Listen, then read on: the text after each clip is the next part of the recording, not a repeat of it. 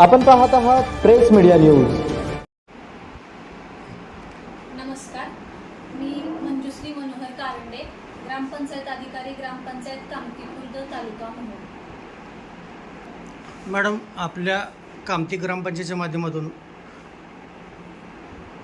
24, 25, 26 किंवा 25-26 मध्ये कोणती कोणती कामं झालीत? सन 2023-24 या वर्षामध्ये आम्ही माझी वसुंधरा अभियान हा महाराष्ट्र शासनाचा पंचतत्वावर आधारित एक अभियान आहे, त्याच्यामध्ये सहभाग घेतला होता. सन 24-25 या सालामध्ये संत गाडगेबाबा ग्राम स्वच्छता अभियान,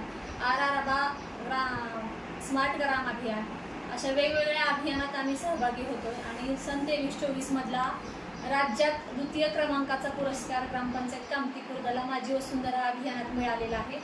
तसेच सन 24-25 या सालाचा संत गाडगेबाबा ग्राम स्वच्छता अभियानाचा जिल्हास्तरीयाचा प्रथम क्रमांकाचं पारितोषिक कामती खुर्द गावाला मिळाले.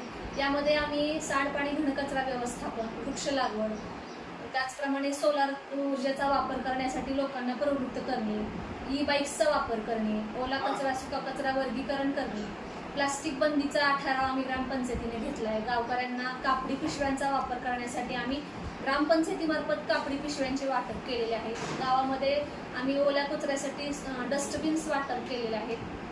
त्याचप्रमाणे प्लास्टिक संकलनाकरता आम्ही सार्वजनिक ठिकाणी प्लास्टिक संकलन केंद्र तयार केलेले आहेत. अशी वेगवेगळी कामं आम्ही गावात केलेली आहेत. आम्हाला असं कळालं की तुम्ही ग्रामपंचायतीच्या माध्यमातून झाडांची लागवड केलेली आहे. माझी वसुंधरा अभियानामध्ये मिळालेल्या बक्षिसामधून आम्ही त्या बक्षिसाचा GRच आहे की जे काही बक्षीस मिळाले आपल्याला 75 लाखाचं, त्याच्या 50% रक्कम GR मध्ये इन्क्लूड केल्याप्रमाणे 50% रकमेची आपल्याला वृक्ष लागवड करणं असं GR मध्ये आहे. त्याप्रमाणे आपण इंदिरानगर येथे 3800 झाडांची, बांबू झाडांची तसेच चिंच झाडांची लागवड केली, जेणेकरून त्या बांबूचं उत्पन्न आपल्याला भविष्यातला ग्रामपंचायतीला एक उत्पन्नाचा स्रोत होऊ शकतो आणि चिंचेपासूनही आपल्याला उत्पन्न मिळू शकतं. ते झाडं लागवड कधी काय अंदाज केले? तुम्ही कुठल्या साली केली किंवा कुठल्या महिन्यात केली? झालं आता जस्ट 25-26 ह्या वर्षामध्ये आपण झाडांची लागवड केलेली आहे.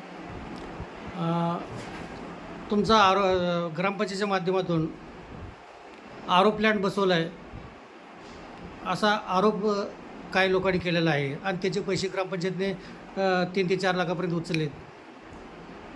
ग्रामपंचायतीचा आपण आमचा गाव आमचा विकास नावाचा जो वार्षिक आराखडा तयार करत असतो, तो आपण ई ग्राम स्वराज अंतर्गत 1.20 म्हणजे % तो भरला जातो.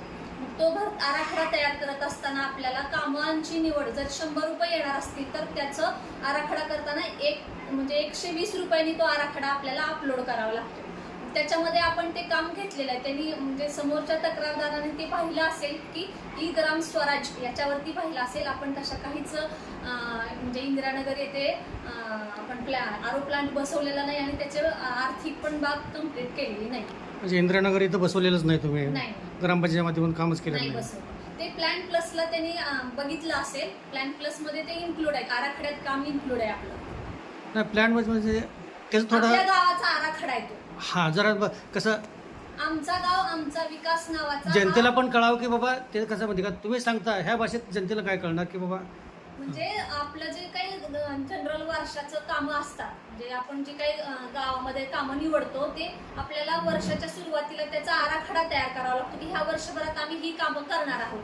त्या कामाचा आराखडा आपल्याला ई ग्राम स्वराज ह्या पोर्टलवरती भरावं लागते सर्व कामं की वर्षभरात ही कामं घेतली जातील. मग ते आपल्याला निधी अपुरा पडू नये म्हणून 1.20 म्हणजे 100 रुपये जर शासनाकडून येणार असतील तर 120 रुपयाच्या प्रमाणात तो आराखडा त्याच्यामध्ये भरला जातो, जेणेकरून कामाची एखादी कमतरता भासू नये म्हणून अगोदरच तो काम त्यात इन्क्लूड करून ठेवलेला असतं. म्हणजे हे पोर्टलला जे आराखडा तुम्ही टाकलाय त्याच्यामध्ये आरोप प्लॅनचं फक्त नाव भरलेलं आहे, पण त्या असुतात म्हणजे काम केलेलं नाही, पैसे उचललेले नाही. आम्ही ते काम केलेलं नाही आणि पैसेही उचललेले नाही. ठीक आहे, धन्यवाद मॅडम.